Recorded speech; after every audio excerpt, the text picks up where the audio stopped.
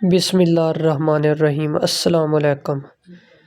امریکہ اور برطانیہ کی فضائی کارروائیاں حوثیوں کے بحری جہازوں پر حملے روکنے میں ناکام کیوں؟ B B C verify team کو معلوم ہوا ہے کہ یمن میں امریکہ اور برطانیہ کی جانب سے حوثیوں کے خلاف فضائی حملوں کے باوجود خطے میں بحری جہازوں پر حوثیوں کے حملے کم نہیں ہوئے۔ گزشتہ 3 ہفتوں میں بحری جہازوں پر 9 حملے ہو چکے ہیں، جبکہ اس سے پہلے کے 3 ہفتوں میں صرف 6 حملے ہوئے تھے۔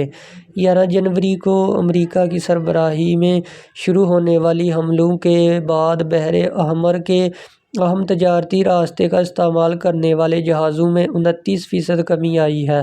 یہ نومبر میں حوثیوں کی جانب سے حملوں کی ابتدا اور امریکی قیادت میں کی جانے والی کارروائیوں کے آغاز کے درمیان ہونے والی کمی کی ایک بڑی شرح ہے۔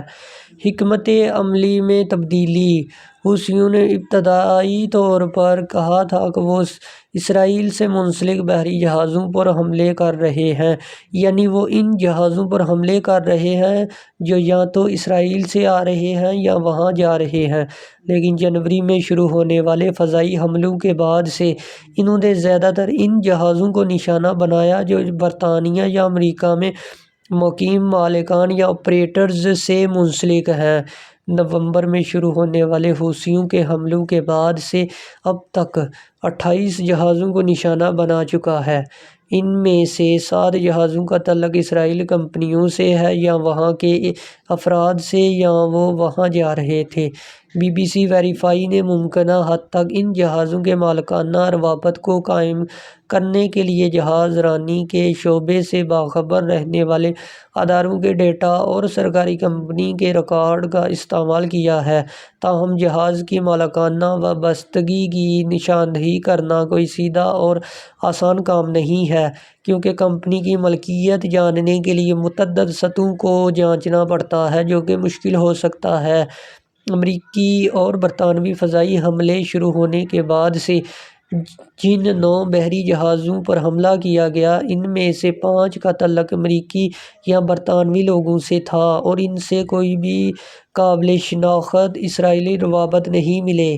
یہ کہا جا سکتا ہے کہ امریکی اور برطانوی حملے کے بعد حوثیوں کے اہداف کے ساتھ ساتھ ان کی حکمت عملی بھی بدل گئی ہے۔ نومبر اور دسمبر میں ان کے حملے بحر احمر کے جنوبی سرے پر تنگ بنائے باب المندب کے قریب مرکوز تھے، جہاں بحری جہاز حوثیوں کے زیر کنٹرول یمنی علاقے کے ساحل کے بہت قریب سے گزرنے پر مجبور رہتے ہیں۔ حالیہ ہفتوں میں انہوں نے بنیادی طور پر خلیج عدن میں جنوب کی طرف مزید حملے کیے ہیں۔ حوثیوں نے اپنے حملوں کی حکمت عملی میں بھی تبدیلی کی۔ ابتدائی طور پر انہوں نے دھماکہ خیز مواد لے جانے والے میزائل اور ڈرونز دونوں کا استعمال کیا، لیکن حالیہ حملوں میں یمن سے داغے گئے میزائلوں کا استعمال کیا گیا۔ بحر احمر ایک اہم شپنگ راہداری ہے اور ایشیا اور یورپ کے درمیان سامان کی نقل و حمل کا سب سے مؤثر راستہ ہے، لیکن جہازوں کی نقل و حرکت کو ٹریک کرنے والی فریم لائڈرز لسٹ انٹیلیجنس کے مطابق حوثیوں کے حملوں کے آغاز کے بعد سے اسی راستے کو استعمال کرنے والے تجارتی جہازوں کی تعداد میں 50% کی کمی آئی ہے۔ یہ اس صورتحال کے بعد ہے جب امریکہ کی زیر قیادت برطانیہ کے بحری جہاز علاقے میں تجارتی جہاز رانی کی حفاظت کر رہے ہیں۔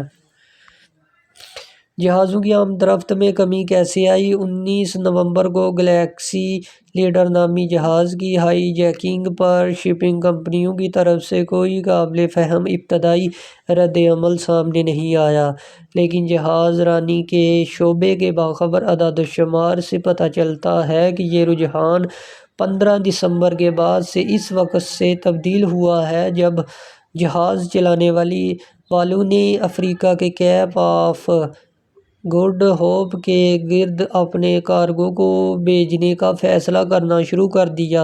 بحر احمر کو استعمال کرنے والے بحری جہازوں میں کمی اس کے بعد کے ہفتوں سے جاری ہے، حالانکہ متبادل راستے کے استعمال کے لیے کافی زیادہ ایندھن کی ضرورت کے ساتھ ساتھ عملے کی زیادہ اجرت اور انشورنس کے اخراجات بھی شامل ہیں۔ مثال کے طور پر چین کے شہر شنگھائی سے نیدرلینڈ کے شہر روٹرڈیم تک معیاری 40 فٹ کنٹینر کی نقل و حمل کی لاگت نومبر کے وسط میں تقریباً 1200 امریکی ڈالر سے بڑھ کر جنوری کے آخر میں تقریباً 5000 امریکی ڈالر ہو گئی ہے۔